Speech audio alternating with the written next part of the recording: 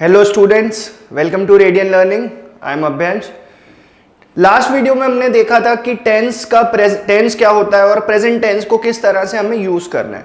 तो जैसा मैंने आपको लास्ट वीडियो में बताया था कि टेंस हम 3 डिफरेंट वीडियोस में देखने वाले हैं। एक वीडियो में प्रेजेंट टेंस होगा, आज हम डिस्कस करने वाले हैं पास्ट टेंस, और फिर आगे जो वीडियो आएगा नेक्स्ट उसमें हम फ्यूचर टेंस डिस्कस, और उसके बाद तीनों टेंस का एक ओवरऑल हम प्रैक्टिस सेशन रखेंगे।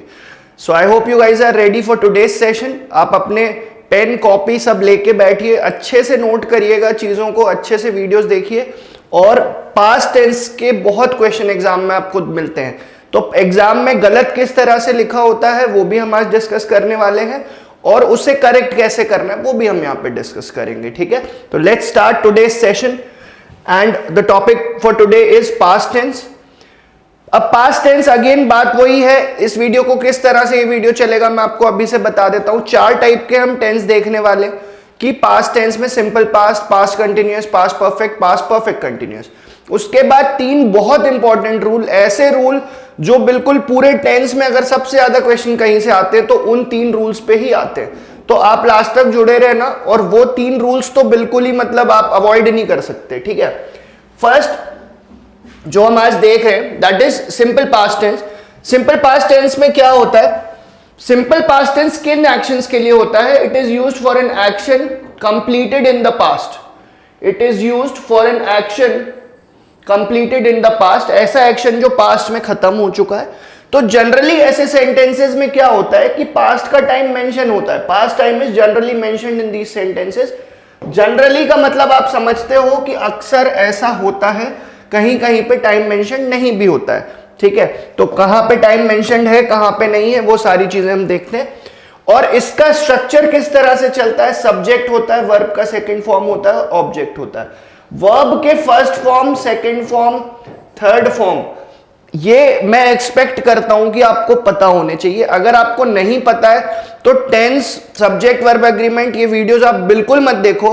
पहले जाके आप सारे वर्ब्स के फर्स्ट, सेकंड, थर्ड फॉर्म याद करो, क्योंकि बहुत सारे वर्ब्स हैं, मेरे लिए वो कराना पॉसिबल नहीं होगा आपके लिए, बट ये आपकी रिस्पॉन्सिबिलिटी है कि आप वर्ब के first form, second form, third form से पूरी तरह से यूज टू हो।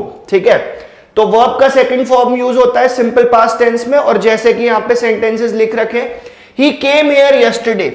तो यस्टरडे लिखा हुआ है मतलब पास्ट का टाइम मेंशन किया गया है। यहां पर पास्ट का टाइम मेंशन किया गया है, जनरली किया जाता है, किसी किसी सेंटेंस में आपको नहीं मिलेगा पास्ट का टाइम मेंशन किया हुआ। तो जैसा कि स्ट्रक्चर बोलता है कि सब्जेक्ट होगा, वर्ब का सेकंड फॉर्म होगा और ऑब्जेक्ट होगा। तो जैसे कम का सेकंड फॉर्म होता है केम और थर्ड फॉर्म होता है कम, तो ये वर्ब के फर्स्ट, सेकंड, थर्ड फॉर्म आपको पता होने चाहिए। तो यहां पे हमने V2 यूज किया है, that is second form of the verb. He came here yesterday, I went to Mumbai 2 years ago। तो कहां पे सिंपल पास्ट लगाना है, कहां पे प्रेजेंट परफेक्ट लगाना है, ये डिपेंड करेगा किस पे, कि पास्ट का टाइम मेंशन्ड है या नहीं है। अगर पास्ट का टाइम मेंशन्ड है तो सेंटेंस सिंपल पास्ट टेंस में होगा। अगर कोई एक्शन रिसेंटली कंप्लीट हुआ है, कुछ दिन पहले, कुछ देर पहले ही कंप्लीट हुआ है, तो वहां पर हम प्रेजेंट परफेक्ट का यूज करेंगे, जो मैंने आपको लास्ट वीडियो में बता दिया था। I went to Mumbai 2 years ago, तो 2 years ago लिखा हुआ है, पास्ट का टाइम मेंशन्ड है, तो यहां पे वर्ब का सेकंड फॉर्म, और इसके फॉर्म्स होते हैं go, went, gone।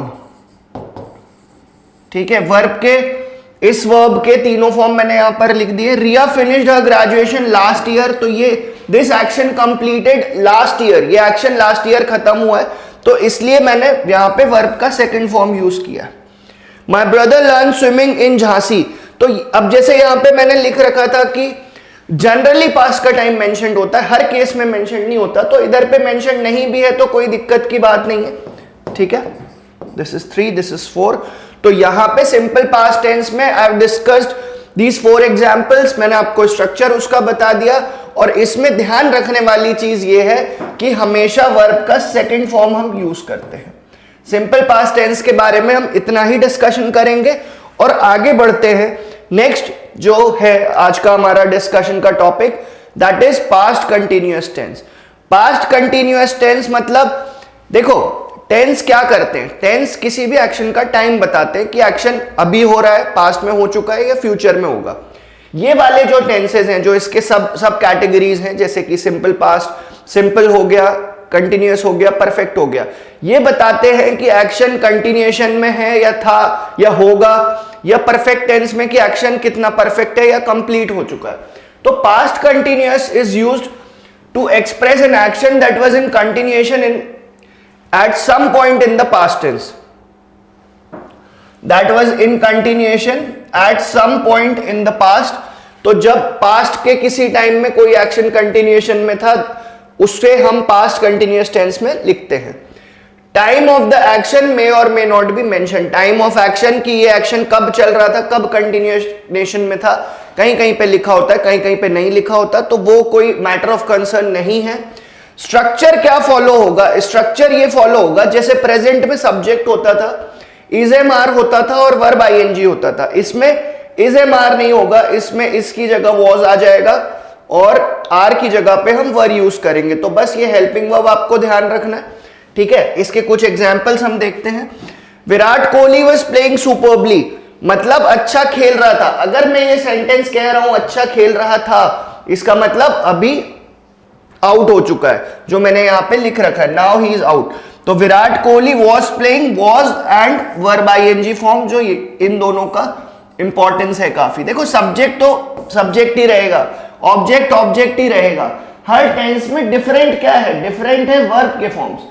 तो वर्ब का बहुत इंपॉर्टेंस है। सिर्फ वर्ब आप अगर अच्छे से करेंगे तो टेंसेस में भी ऐसा कुछ नहीं है जो आपको ट्रबल करेगा। Virat Kohli was playing superbly, जो मैंने बताया कि अच्छा खेल रहा था, ये सेंटेंस हम कब बोलेंगे? जब ये आउट हो चुका है। It was raining heavily yesterday, तो इसमें देखो पास्ट का टाइम मेंशन किया है, मैंने लिखा है कि the time of the action may और मे नॉट बी मेंशन, कहीं पे होगा कहीं पे नहीं होगा। इट वाज रेनिंग हेवीली, मतलब बहुत तेज बारिश हो रही थी पर अब नहीं हो रही, now it is not raining, ठीक है। I was reading my favourite novel, मगर अभी रीड नहीं कर रहा हूं। तो ये एक्शन पास्ट में कंटिन्यूएशन में थे। Raju was attending the geography class, मतलब ज्योग्राफी क्लास अटेंड कर रहा था बट अब नहीं कर रहा है, नाउ ही इज नॉट, ठीक है। So that was all about past continuous tense. ध्यान रखने वाली चीज क्या है कि वॉज होगा, वर होगा और वर्ब का फर्स्ट फॉर्म, वर्ब का आईएनजी फॉर्म हम यहां पे यूज करेंगे। नेक्स्ट हमारा जो टेंस हमें डिस्कस करना है आज के सेशन में, that is past perfect tense. आप बोलोगे कि सर पास्ट परफेक्ट का आपने एक ही एग्जांपल लिया है, बाकी के तो आप 3-3, 4-4 बता रहे हो। डेलिबरेटली एक ही एग्जांपल लिया है क्योंकि इसको हम लास्ट में भी देखेंगे। लास्ट में मैं इसके 3 से 4 एग्जांपल्स आपको और बताऊंगा। तो अभी के लिए आप सिर्फ इसे इतना समझिए, it is used to describe an action that finished before a certain time of past. कभी भी एक सिंगल एक्शन को, अगर एक सिंगल एक्शन है, कभी भी उसे पास्ट परफेक्ट में नहीं लिखा जाता है। पास्ट परफेक्ट हमेशा किसी टाइम के पहले एक्शन जो हुआ है उसके लिए लिखा जाता है। स्ट्रक्चर इसमें क्या फॉलो होगा? सब्जेक्ट होगा, हैड होगा और वर्ब का थर्ड फॉर्म होगा, ठीक है। ये सेंटेंस जिस तरह से एग्जाम में एरर डिटेक्शन में पूछा जाता है वो मैंने यहां पे लिख रखा है। The manager has seen me before I stopped my car. तो यहां पे एग्जाम में जानबूझ के इस तरह से एरर दिया जाता है, हैज की जगह यहां पर हैड आएगा, पहली बात। दूसरी बात देखिए, manager had seen me before I stopped my car, तो पहले कौन सा एक्शन हुआ? पहले कार रुकी या पहले देखने का एक्शन हुआ? तो पहले कार रुकी, before I stopped my car, sorry पहले ये देखने वाला काम हुआ है, मैनेजर हैड सीन मी। तो जो एक्शन पहले हुआ है उसको हम पास्ट परफेक्ट में लिखते हैं। ये वाला पार्ट ये हमेशा it will be written in past perfect tense. और जो एक्शन बाद में हुआ है, before I stopped my car, ये हमेशा सिंपल पास्ट टेंस में लिखा जाता है, ठीक है। यहां पर आप देख सकते हो स्टॉप्ड क्या है, यहां पे वर्ब का सेकंड फॉर्म, और हैड सीन लिख के मैं वही हैड प्लस V3 वाला स्ट्रक्चर यहां पे फॉलो कर रहा हूं, ठीक है। बाकी पास्ट परफेक्ट के बारे में मैंने जैसे आपको बताया, हम लास्ट में आएंगे इस पे, ये बहुत इंपॉर्टेंट है। इससे आप कोई भी प्रीवियस ईयर पेपर उठा के देख लीजिए, किसी भी एग्जाम की आप प्रिपरेशन कर रहे हो, पास्ट परफेक्ट और सिंपल पास्ट से रिलेटेड जो सेंटेंसेस होते हैं उसके बहुत सारे क्वेश्चंस आपको एरर डिटेक्शन में, फिलर्स में, हर जगह पे देखने को मिलेंगे, ठीक है। तो इस पे हम लास्ट में आते हैं। और पास्ट परफेक्ट कंटिन्यूअस टेंस क्या होता है वो एक बार देख लेते हैं। पास्ट परफेक्ट कंटिन्यूअस में भी एग्जाम में कैसे क्वेश्चन आते हैं वो भी मैं आपको यहां पे एक आइडिया दूंगा उसका। तो past perfect continuous tense is used for an action that started at some point in the past and continued up to a certain period, मतलब पास्ट में शुरू हुआ, पास्ट में कुछ समय के लिए कंटिन्यूएशन में था। तो जैसे प्रेजेंट परफेक्ट कंटिन्यूअस में हैज हैव होता है, इसमें हैड आ जाएगा, बाकी पूरा स्ट्रक्चर सेम रहेगा। सिंस और फॉर को कहां यूज करना है ये मैं आपको प्रेजेंट टेंस वाले वीडियो में बता चुका हूं, फिर से बता देता हूं। सिंस हम वहां पर यूज करते हैं जब पास्ट का एग्जैक्ट टाइम या कोई स्पेसिफिक टाइम मेंशन्ड होता है सेंटेंस में। फॉर हम यूज करते हैं जब लेंथ ऑफ टाइम या पीरियड ऑफ टाइम हमें पता होता है। Our neighbours had been living in Mumbai since 2008, ये बिल्कुल करेक्ट सेंटेंस है। एग्जाम में ये किस तरह से लिखा आएगा, हैड बीन की जगह वॉज लिख सकते हैं, पहली चीज। दूसरी चीज यहां पे सिंस की जगह फॉर लिख सकते हैं। इस सेंटेंस को बस ये दो तरह से ही तोड़ा जा सकता है एरर डिटेक्शन का क्वेश्चन बनाने के लिए। तो अगर आप प्रीवियस ईयर पेपर्स उठा के देखेंगे तो यू वुड फाइंड कि had been will be replaced by was, या सिंस की जगह दे माइट यूज फॉर। तो बस आपको इतना ध्यान रखना है। Our neighbors had been living in Mumbai since 2008. Before joining the Indian Army, Mr. Anand had been teaching in Kendriya Vidyalaya for 8 years. KV is for केंद्रीय विद्यालय। यहां पे for यूज किया है, क्यों यूज किया है, क्योंकि 8 years दिया है। 8 years क्या शो कर रहा है, 8 years शो करता है लेंथ ऑफ टाइम को, पीरियड ऑफ टाइम को। She had been working in this company for a long time. तो लॉन्ग टाइम भी क्या है, लेंथ ऑफ टाइम है। लॉन्ग टाइम, शॉर्ट टाइम, ये सब क्या है, लेंथ ऑफ टाइम है। तो हैड बीन, वही जो यहां पे स्ट्रक्चर लिखा है, had plus been plus verb I N G form. They had been going on a morning walk since last September. तो अब यहां पे देखो पास्ट का स्पेसिफिक टाइम मेंशन किया गया है कि वॉक पे कब से जा रहे हैं, लास्ट सितंबर से जा रहे हैं। लास्ट सितंबर से जा रहे हैं, स्पेसिफिक टाइम है, इसीलिए हमने यहां पे सिंस का यूज किया है। तो जैसा मैंने आपको बताया एरर डिटेक्शन में क्वेश्चन कैसे आ सकता है, हैड बीन की जगह वॉज लिख सकते हैं, सिंस और फॉर को ट्वीक कर सकते हैं। इन छोटी छोटी बारीकियों को आप नोट डाउन अपने कॉपी में करते चलिएगा, क्योंकि आप फिर जब प्रैक्टिस पे आओगे ना तो ये चीजें आपको बहुत हेल्प करने वाली है, राइट।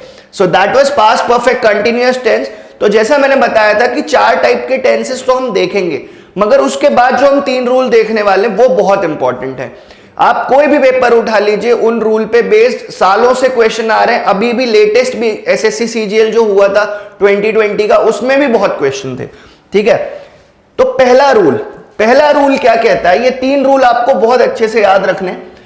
फर्स्ट रूल जो है डिड नॉट रूल। अब ये डिड नॉट रूल क्या है कि जब भी किसी सेंटेंस में हम डिड नॉट यूज करते, उसके साथ हमेशा we always use first form of the verb. With did and did not, we always use first form of the verb. ये सारे सेंटेंस गलत लिखे हुए। गलत क्यों लिखे हुए हैं, क्योंकि एग्जाम में इस तरह से लिखा हुआ आता है, the captain did not played yesterday's match. Did not के साथ प्लेड नहीं आएगा, क्या आएगा, प्ले आएगा, जो कि आपको मैंने रूल में बताया। फिर से बोलता हूं, ये सारी चीजें आपके एग्जाम पॉइंट ऑफ व्यू से समझाई जा रही हैं।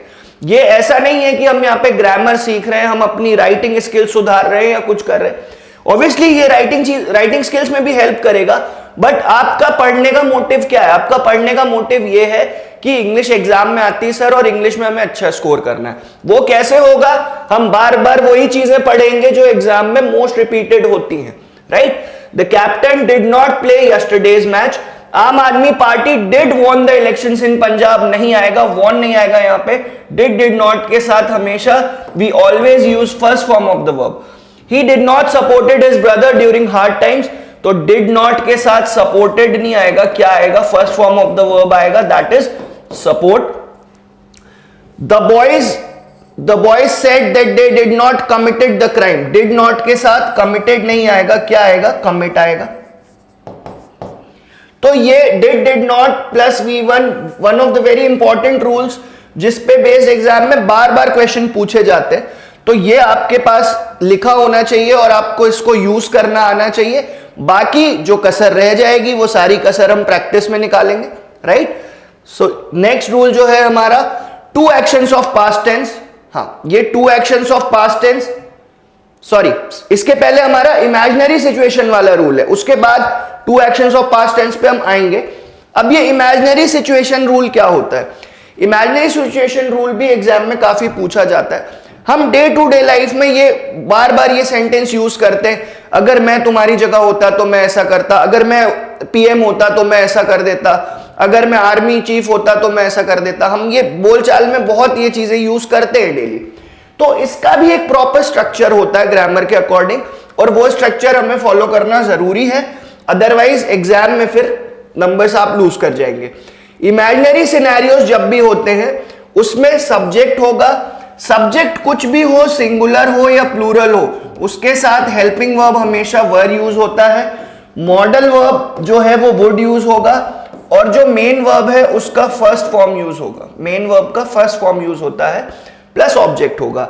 ठीक है, जैसे if I were a bird I would fly in the sky. If I were a bird, तो अगर मैं बर्ड, हम बोलते हैं ये बचपन से ये चीजें सुनते आ रहे हैं कि अगर मैं बर्ड होता तो मैं भी उड़ सकता। वही बात है, if I were a bird I would fly in the sky. तो आप ये देख सकते हो कि इन तीनों का बिल्कुल अटूट कॉम्बिनेशन है कि वर होगा, वुड होगा और वर्ब का फर्स्ट फॉर्म होगा इन सारे ही सेंटेंसेस में। If I were in your place I would teach her a lesson. अगर मैं तुम्हारी जगह होता तो मैं उसे सबक सिखाता। वही चीज है, ये वर यूज होगा, वुड यूज होगा और वर्ब का फर्स्ट फॉर्म यूज होगा। Next, if Rohit were in your place he would complete the work in time. तो रोहित अगर तुम्हारी जगह होता, है तो नहीं होता, इमेजिनरी सिनेरियो है। तो इमेजिनरी सिचुएशंस, इमेजिनरी सिनेरियो में हम क्या करते हैं, हम वर यूज करते हैं, चाहे हमारा सब्जेक्ट सिंगुलर हो या प्लूरल हो, उससे फर्क नहीं पड़ता।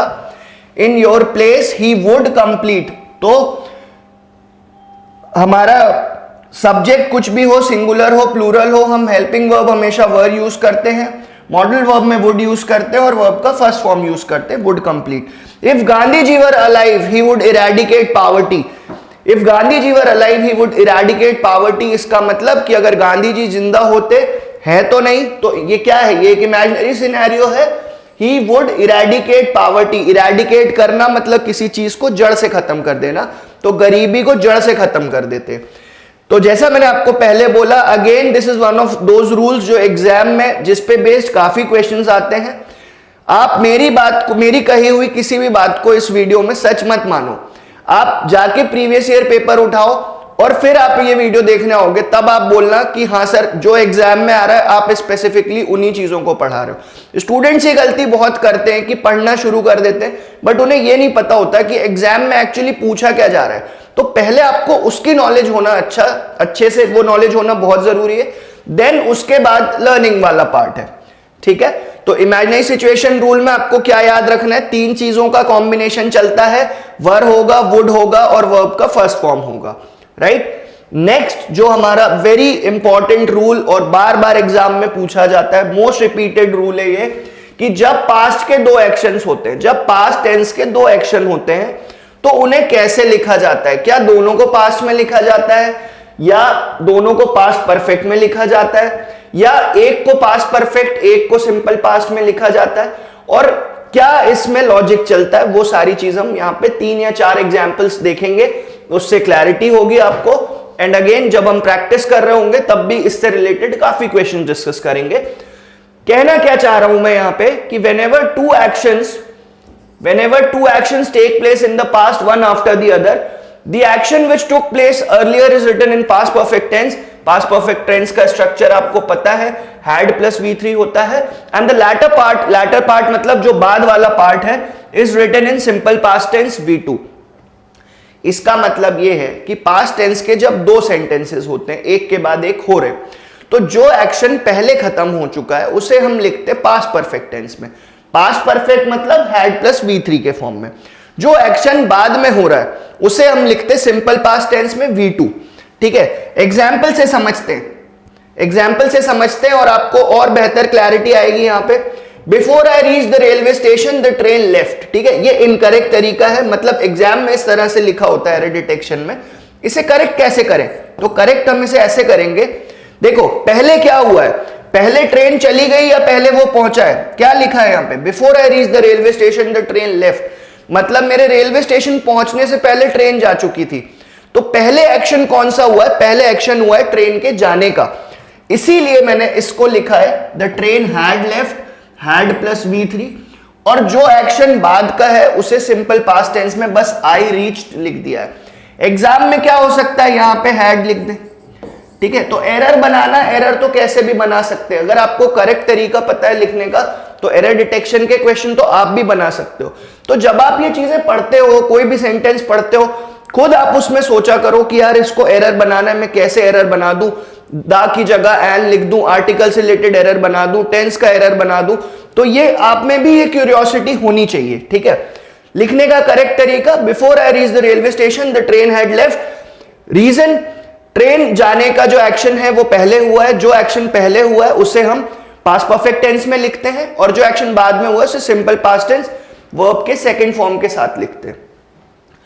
3 और एग्जांपल्स देखते हैं इसी रूल के ऊपर, ताकि आपको एक बढ़िया क्लैरिटी रहे। The students answered the question before the teacher finished the question. तो टीचर के क्वेश्चन पूछने से पहले ही या क्वेश्चन खत्म करने से पहले ही स्टूडेंट्स ने आंसर कर दिया। तो पहले क्या हुआ, पहले क्वेश्चन खत्म हुआ या पहले आंसर हुआ? अरे बोलो भाई, बोलते क्यों नहीं हो? हाँ, ये हुई ना बात। तो पहले आंसर कर दिया स्टूडेंट्स ने, पहले आंसर कर दिया, इसका मतलब जो एक्शन पहले हुआ है वो हैड प्लस V3 वाले फॉर्म में लिखेंगे। ये लिखने का करेक्ट तरीका है, ये गलत है, वहां पे मेंशन कर रखा है मैंने।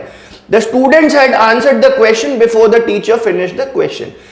कौन सा पार्ट पहले लिखा है या बाद में लिखा है, उस तरह से इस रूल को याद मत रखना।